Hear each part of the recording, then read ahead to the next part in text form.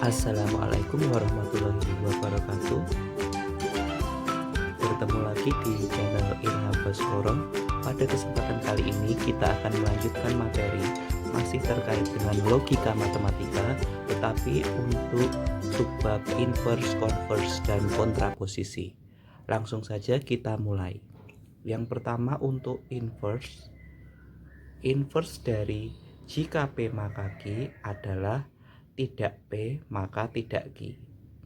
Converse dari jika P maka Q adalah jika Q maka P. Tinggal dibalik saja.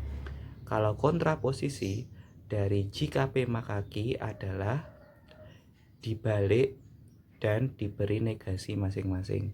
Jadi jika tidak Q maka tidak P. Jika tidak Q maka tidak P. Jadi itu rumus untuk inverse, converse, dan kontraposisi dari jika maka atau jika P maka Q. Lanjut ke contoh. Tentukan inverse, converse, dan kontraposisi dari pernyataan berikut. Jika saya rajin belajar, maka saya naik kelas. Jawab masing-masing. Untuk inverse dulu. Tadi inverse dari jika P maka Q adalah jika tidak P maka tidak Q. Berarti kita negasikan masing-masing. Jika tidak P maka tidak Q. Berarti yang tadi saya belajarnya itu adalah P. Saya rajin belajarnya P. Saya naik kelasnya Q. Dinegasi semua, berarti jadi jika saya tidak rajin, tidak P, jika saya tidak rajin, maka saya tidak naik kelas. Kemudian converse tinggal dibalik saja.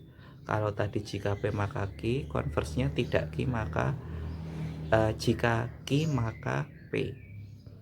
Jadi jika saya naik kelas maka saya belajar. Jadi converse itu tinggal dibalik.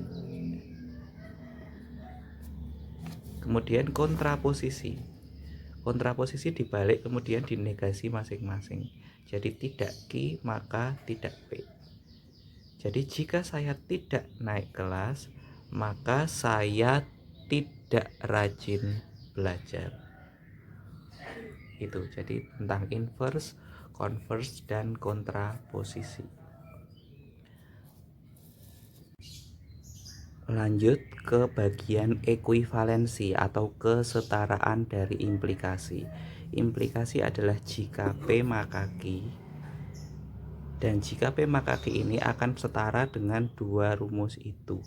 Jika P maka Q akan setara dengan jika tidak Q maka tidak P, seperti rumus kontraposisi tadi.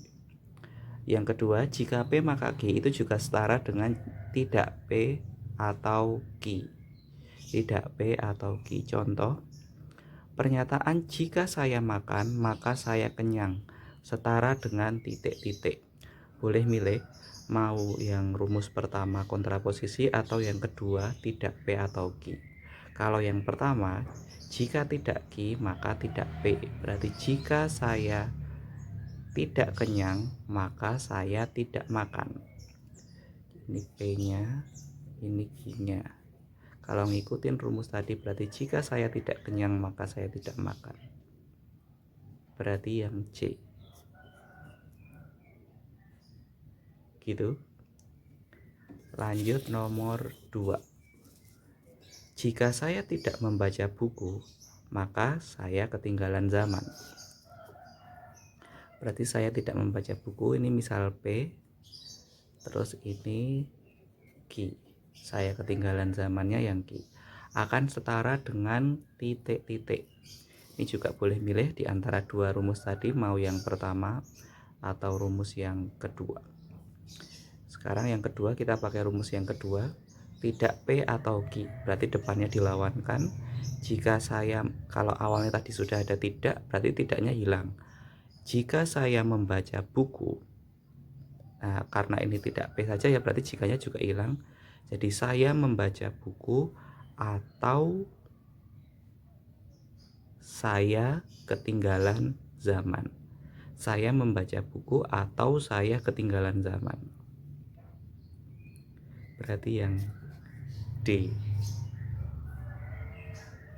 Seperti itu. Jadi tentang inverse, converse, dan kontraposisi serta ekuivalensi dari suatu implikasi. Jika masih ada yang bingung atau kurang paham bisa ditanyakan di kolom komentar. Sekian dulu.